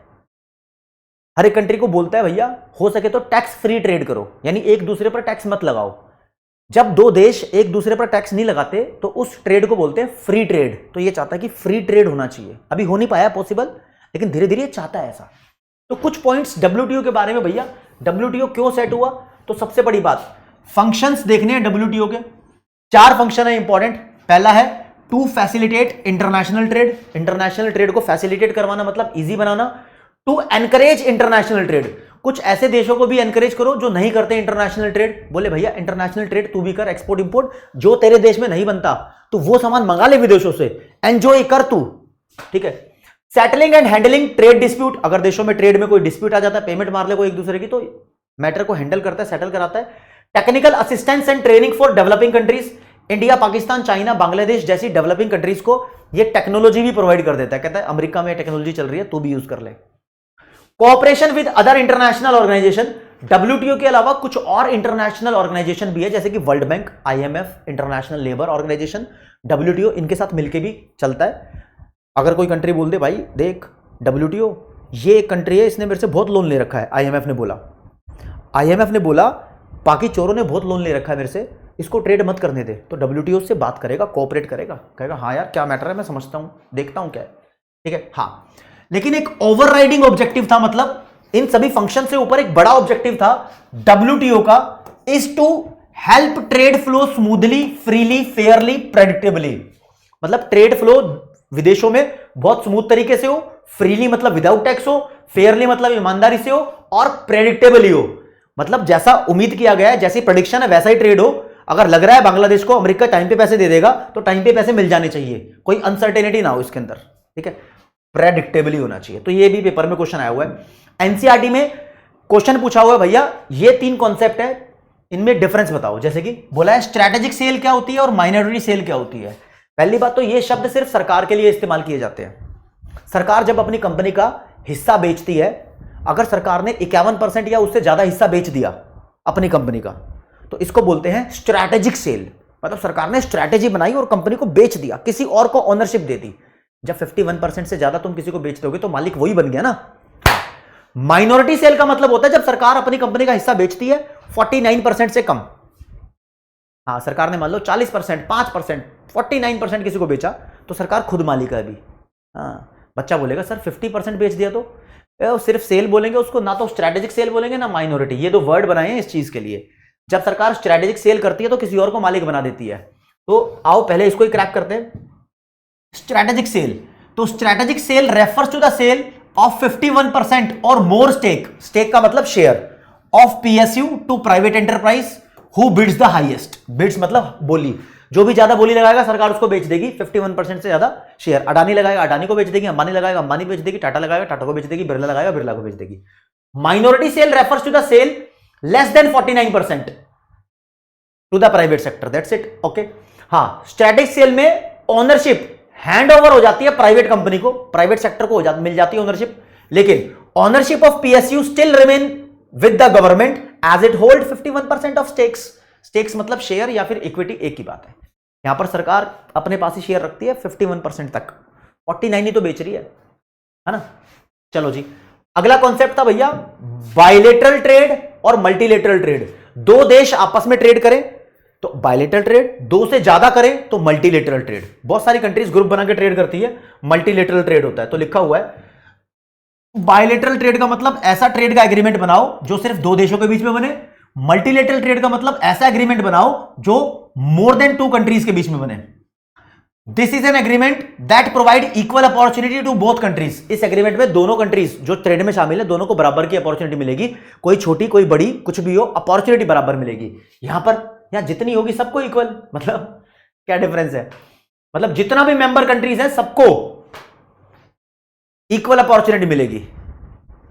ये कोई डिफरेंस हुआ? लेकिन ठीक है, पॉइंट लिखा हुआ है तो आप लिख के आओ। फिर भैया अगला है tariff barrier and non tariff barrier. Tariff का मतलब होता है टैक्स, जो एक्सपोर्ट इंपोर्ट पर लगता है उस टैक्स को बोलते हैं टैरिफ। बैरियर का मतलब होता है रुकावट। तो जब हम टैक्स लगाकर इंपोर्ट को रोकना चाहे तो उसे बोलेंगे टैरिफ बैरियर। टैक्स के अलावा हम कुछ और करके इंपोर्ट को रोकना चाहे उसे बोलेंगे नॉन टैरिफ बैरियर। तो इंटरनेशनल ट्रेड को रोकने से रिलेटेड बात है। बैरियर लगाते हैं तो इंटरनेशनल ट्रेड को रोक रहे हैं। तो यहां लिखा हो भैया टैरिफ बैरियर का मतलब होता है it refers to the tax imposed on import by the country to protect its domestic industries. अगर मैं विदेशी कंपनियों पर टैरिफ लगाऊंगा तो उनका सामान इंडिया में महंगा कर दूंगा। उससे क्या होगा? उससे इंडिया के अंदर जो सामान इंडियन इंडस्ट्रीज में बन रहा है वो जल्दी बिकेगा, क्योंकि फॉरेन कंट्रीज महंगी हो गई हैं उनकी गुड्स, तो इंडिया का सामान सस्ता है वो जल्दी बिकेगा। तो अपने डोमेस्टिक इंडस्ट्रीज को प्रोटेक्ट करने के लिए हम विदेशी चीजों को महंगा कर सकते हैं।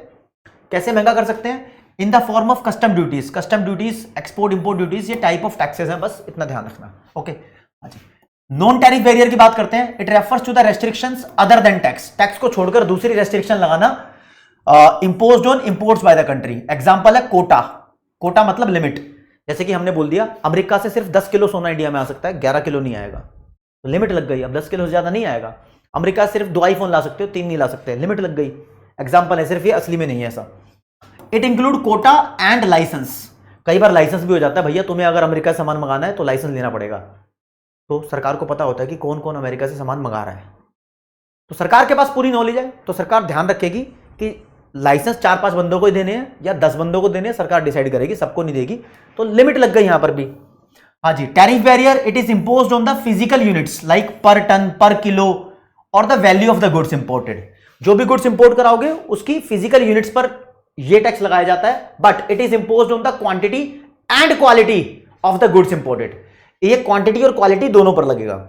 ये सिर्फ क्वांटिटी पे लगेगा, कितने किलो सामान मंगाया है, मतलब 1 किलो पे 100 रुपए टैक्स है, तो 2 किलो पे 200 रुपए टैक्स हो गया, 3 किलो पे 300 रुपए टैक्स हो गया, ये ऐसे लगेगा। ये भैया ऐसे भी लग सकता है किलो के हिसाब से या लीटर के हिसाब से, क्वालिटी पे भी लग सकता है।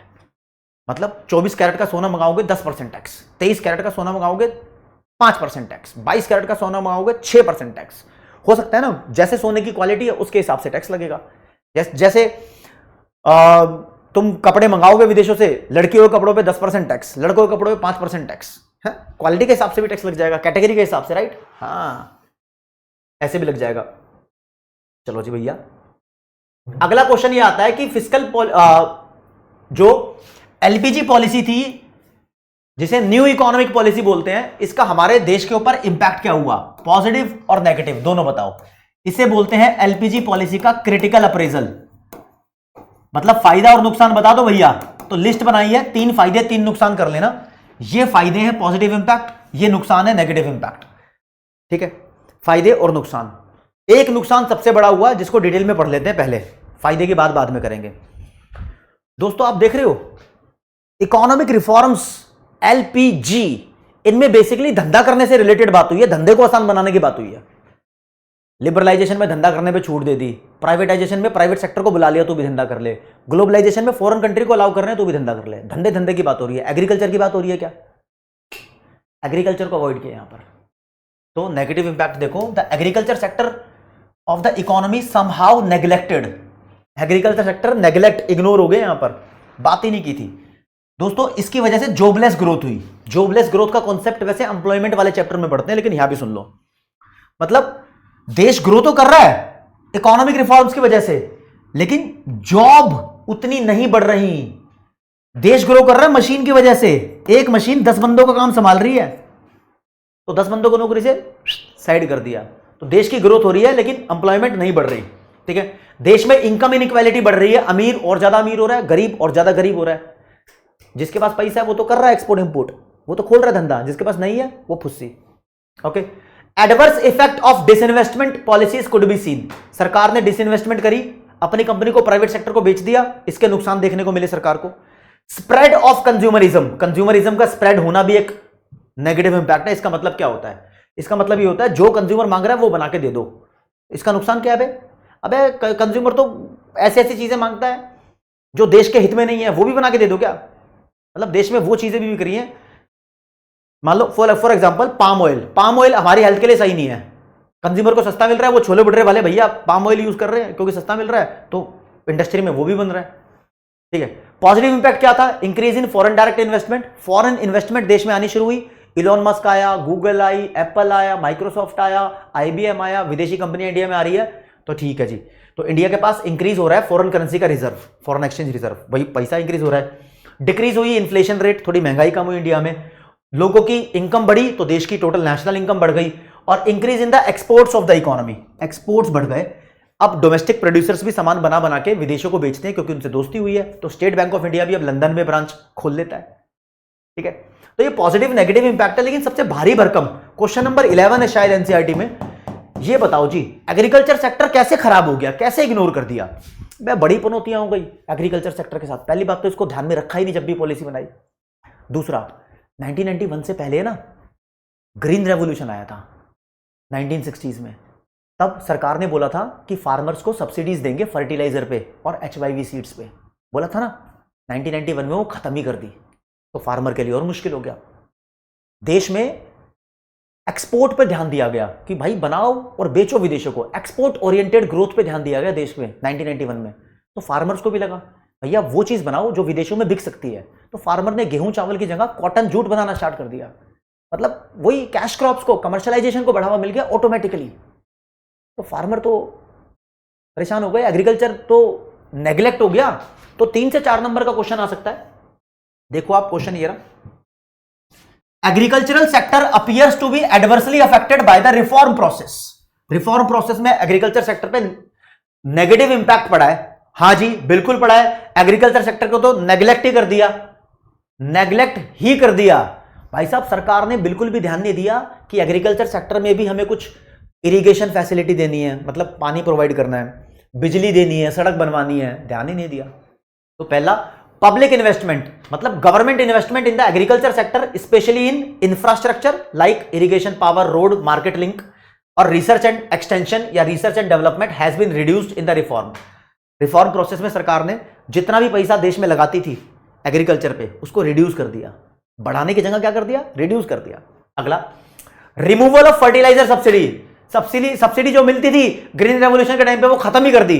तो जो छोटे छोटे स्मॉल और मार्जिनल फार्मर थे, गरीब फार्मर बेचारे, उनके लिए सब महंगा हो गया, वो भी दुखदाई हो गया। और क्या, various changes in policies like reduction in the import duty. अब 1991 में सरकार ने इंपोर्ट के ऊपर ड्यूटी को रिड्यूस कर दिया। इंपोर्टेड सामान जो आएगा वो इंडिया में आ सकता है, आ सकता है। तो अब देखो दोस्तों, एक एमएसपी की पॉलिसी चलती थी पहले 1991 से पहले, मिनिमम सपोर्ट प्राइस पॉलिसी। इस पॉलिसी में सरकार फार्मर को गारंटी देती थी कि तुम्हारा माल नहीं बिका तो हम खरीद लेंगे एक रेट पर। सरकार रेट दे रही है, प्रॉफिटेबल रेट देती थी। सरकार ने एमएसपी खत्म कर दी। इंपोर्ट ड्यूटी जो सरकार ने कम करी है, तो लोग विदेशों से सामान मंगाने लग गए। कुछ एग्रीकल्चरल प्रोडक्ट्स विदेशों से इंडिया में आ रहे थे। कहते भैया गेहूं तो रशिया का अच्छा है, तो रशिया का गेहूं मंगा लोगे क्या, इंडिया में बन रहा है वो मंगाओ। तो various changes in the policy like reduction in the import duty on agricultural product, removal of MSP and lifting of quantitative restrictions on agricultural products have increased the threat of international competition to the Indian farmers. इन सब चीजों को हटा दिया, तो इससे India और international farmers के बीच में कंपटीशन हो गया। भाई कंपटीशन बढ़ गया। एक्सपोर्ट ओरिएंटेड पॉलिसी बनाई थी इंडिया ने 1991 में, हाँ, तो उससे एग्रीकल्चर के ऊपर नेगेटिव इंपैक्ट ये पड़ा कि अब फार्मर कैश क्रॉप्स पे ज्यादा ध्यान दे रहे हैं। जूट, कॉटन, इसकी खेती कर रहे हैं इन ल्यू ऑफ फूड ग्रेन्स। ल्यू का मतलब होता है बदले में, इंस्टीड होता है इसका मतलब, इंस्टीड ऑफ फूड ग्रेन, वो इन चीजों पे ध्यान देने लग गए। क्या कर दिया, क्या कर दिया, क्या कर दिया। एनसीईआरटी में और भी कुछ टॉपिक्स हैं दोस्तों। फिस्कल पॉलिसी क्या होता है? हमारे देश में दो तरीके की पॉलिसी बनती है। एक होती है मॉनेटरी पॉलिसी, जो कि सेंट्रल बैंक यानी आरबीआई बनाता है, वो नहीं है यहां पर। एक होती है फिस्कल पॉलिसी, जो हमारे देश की सेंट्रल गवर्नमेंट बनाती है। सेंट्रल गवर्नमेंट जब भी टैक्स रेट में इंक्रीज डिक्रीज करती है या अपने खर्चे में इंक्रीज डिक्रीज करती है, तो ये इंक्रीज डिक्रीज कहा जाता है फिस्कल पॉलिसी। फिस्कल पॉलिसी का मतलब होता है change in the government expenditure and tax, बस। तो it refers to the policy of the government related to change in its expenditure and tax rate. सरकार कभी इनकम टैक्स बढ़ा रही है, कभी कम कर रही है, कभी सरकार बोल रही है हम यहां पुल बनवा देंगे, यहां रोड बनवा देंगे, कभी बोल रही है project cancel. Fiscal policy, fiscal policy मतलब सरकार को अपना खर्चा इंक्रीज डिक्रीज करना, करती रहती है टाइम टू टाइम सरकार अपना खर्चा इंक्रीज डिक्रीज। ठीक है जी, कुछ क्वेश्चंस आपसे पूछूंगा। Dash refers to disposal of equity of public sector units in the market. सरकार पब्लिक सेक्टर यूनिट्स मतलब पब्लिक सेक्टर कंपनी की इक्विटी को डिस्पोज कर देती है, मतलब सेल कर देती है, तो इसको क्या बोलते हैं? अरे डिसइन्वेस्टमेंट। डिसइन्वेस्टमेंट का मतलब होता है sale of share in PSU. तो यहां तुम गलत ना कर दो। वर्ल्ड बैंक का दूसरा नाम क्या है? IBRD, international bank of reconstruction and development. ऐसे क्वेश्चन भी आते हैं भैया। How many countries are the members of WTO? Google देख के नहीं लिखना है, किताब में जो लिखा है 164। 2016 सन में यही था ना, ये ठीक कर देंगे। तो ये कुछ बेसिक फैक्ट्स और बेसिक क्वेश्चंस दोस्तों इस चैप्टर से आप लोगों के लिए कवर किए गए हैं। एक क्वेश्चन और देख लेना, विद आंसर लिखा हुआ आपके लिए कि why has industrial sector performed poorly in the reform period. 1991 में जो रिफॉर्म स्टार्ट हुए थे, इन रिफॉर्म के अंदर भी इंडिया का इंडस्ट्रियल सेक्टर अच्छा परफॉर्म नहीं कर पाया। कौन अच्छा परफॉर्म किया? Service sector. बुरा इंडस्ट्रियल सेक्टर। क्यों? कुछ रीजन थे उसके। एग्रीकल्चर सेक्टर भी बुरा परफॉर्म किया, वो तो पढ़ लिए। इंडस्ट्रियल सेक्टर क्यों बुरा परफॉर्म किया, उसके कुछ रीजन है। पहली बात तो lack of investment. Domestic enterprise could not compete with their developed overseas counterparts in terms of cost of production and quality of goods due to a lack of investment in the infrastructural facility, particularly electricity supply. ये बड़ी मस्त बात थी यार, मतलब international level पे competition करना start कर दिया और देश में बिजली नहीं है, तो बहुत सारी जगहों पर इंडिया की डोमेस्टिक कंपनीज परेशान हो गई क्योंकि बिजली नहीं थी, फैक्ट्री बंद रहती थी, तो इंडस्ट्रियल सेक्टर तो बेकार परफॉर्म करेगा ही करेगा, दूसरों से कंपटीशन कैसे करेगा? ठीक है, मशीन तो चलनी चाहिए। लोअर इंपोर्ट प्राइस, इंडिया ने इंपोर्ट ड्यूटी कम कर दी जिससे कि विदेशी सामान इंडिया में सस्ता हो गया, फिर कंपटीशन करने में प्रॉब्लम। इंडस्ट्रियल गुड्स जो थी अलग अलग कंट्रीज की वो सस्ती आने लग गई, चीपर आने लग गई, कंपटीशन बढ़ गया, तो ये भी हमारे लिए प्रॉब्लम हो गई। Vulnerable and infant domestic industries, देखो इन्फेंट का मतलब होता है नया नया, वैसे तो इन्फेंट का मतलब 1 साल से कम का बच्चा होता है, लेकिन इंडस्ट्रीज के मामले में नई नई इंडस्ट्रीज की दयनीय हालत हो गई। वैसे तो हम जानते हैं 1991 से पहले जो इंडिया की स्मॉल स्केल इंडस्ट्रीज थी, मतलब प्री लिबरलाइजेशन टाइम, 1991 से पहले का टाइम, इंडिया के अंदर जो छोटी छोटी इंडस्ट्रीज थी, सरकार ने बोला कि कुछ गुड्स ऐसी हैं जो बड़ी बड़ी इंडस्ट्रीज को बनाना अलाउड नहीं है, वो सिर्फ छोटी छोटी इंडस्ट्रीज ही बनाएगी। तो कुछ गुड्स इंडिया की छोटी छोटी इंडस्ट्रीज के लिए रिजर्व कर दी गई, जिससे कि छोटी छोटी इंडस्ट्रीज खुश हो जाए, क्योंकि बड़ी बड़ी इंडस्ट्री नहीं बनाएंगे, उनसे कंपटीशन नहीं करना पड़ेगा। तो वो छोटी छोटी इंडस्ट्रीज बढ़िया ग्रो कर रही थी, लेकिन दोस्त इतनी भी ग्रो नहीं करी थी कि वो फॉरेन कंट्री से कंपटीशन कर ले, अभी उनको और ग्रो होना बाकी था। तो लिखा है domestic industries had not yet expanded to the amount that was expected, जितना एक्सपेक्टेड था उस अमाउंट तक ग्रो नहीं करी थी, तो फिर फॉरेन कंपटीशन से पंगा नहीं हो पा रहा था। तो they were unable to compete with multinational corporations, मतलब multinational companies. Okay, high non tariff barrier by the developed countries जैसे कि इंग्लैंड, अमेरिका, ये इनके ऊपर से तो हमने टैक्स हटा लिए, बल्कि हमारे सामान को अपने देश में बहुत ज्यादा टैक्स लगाकर बेचती थी, जिससे इंडिया का सामान महंगा हो गया और इंडिया का सामान कम बिकने लगा। स्पेशली आपको बताऊं, for example United States did not lift quota limit on textile import from India and China. India और चाइना जैसी कंट्रीज से टेक्सटाइल यानी कपड़ा जाता था अमेरिका में, अमेरिका उस पर बहुत ज्यादा रेस्ट्रिक्शन लगाता था, कोटा लगाया था, अमेरिका ने हटाया नहीं उस कोटे को, तो हमारा सामान वहां महंगा ही बिकता था, लोग नहीं खरीदते थे, तो इसलिए हमारी इंडस्ट्रीज उतना ग्रो नहीं कर पाई जितनी एक्सपेक्टेशन थी। ओवरऑल एग्जाम में सबसे ज्यादा इंपॉर्टेंट क्वेश्चन कौन सा है भैया? यहां से भाई साहब देखो, पेपर में आउटसोर्सिंग का क्वेश्चन भी आता है इस चैप्टर से, रिफॉर्म कोई भी आ सकते हैं, जो बताए थे रिफॉर्म के अंदर जो मेजर्स लिए थे ना, कोई भी आ सकते हैं, लिबरलाइजेशन के, प्राइवेटाइजेशन के, ग्लोबलाइजेशन के। पूछने को तो WTO के फंक्शन भी पूछे हुए हैं पहले, फिर जो मैंने आपको क्वेश्चन आंसर कराए हैं इस क्लास के अंदर, वो क्वेश्चन आंसर बहुत ज्यादा इंपॉर्टेंट है, वो भी कर लेना। नीड ऑफ इकोनॉमिक रिफॉर्म तो भूलना मत, मतलब पूरा चैप्टर इंपॉर्टेंट है ओवरऑल। देखो, जो बच्चा अच्छे से पढ़ता है वो पूरा चैप्टर ही पढ़ता है, सिर्फ इंपॉर्टेंट क्वेश्चन पढ़ने हैं तो वो भी बच्चे पढ़ लेते हैं, लेकिन वो रास्ता टॉपर होने की तरफ नहीं जाता। तो इंपॉर्टेंट की बात करूं तो इंपॉर्टेंट तो 1, 2 और 3, लेकिन पूरा पढ़ना है तो पूरा अच्छे से पढ़ो। नोट्स भी डाउनलोड कर लेना, मैंने बीच में बता दिया था आपको कहाँ मिलेंगे, और इसी तरीके के वन शॉट्स आपके लिए आते रहेंगे। दोस्तों, आपसे बॉन्डिंग बहुत कैडे लेवल की है, तो वो मैं हमेशा बताता रहता हूँ कि प्यार जो तुम्हारा मिलता है उस पर तो भाई बहुत ज़्यादा खुशी का माहौल बना रहता है, अंदर से खुशियाँ उस वजह से आती हैं। तो ठीक है दोस्तों, फिर आज की क्लास में इतना ही। जय हिंद, जय भारत, नमस्कार, धन्यवाद, बाय बाय एवरीवन। एक बात का ध्यान रखना, इससे पहले के 2 चैप्टर के वन शॉट भी अवेलेबल है।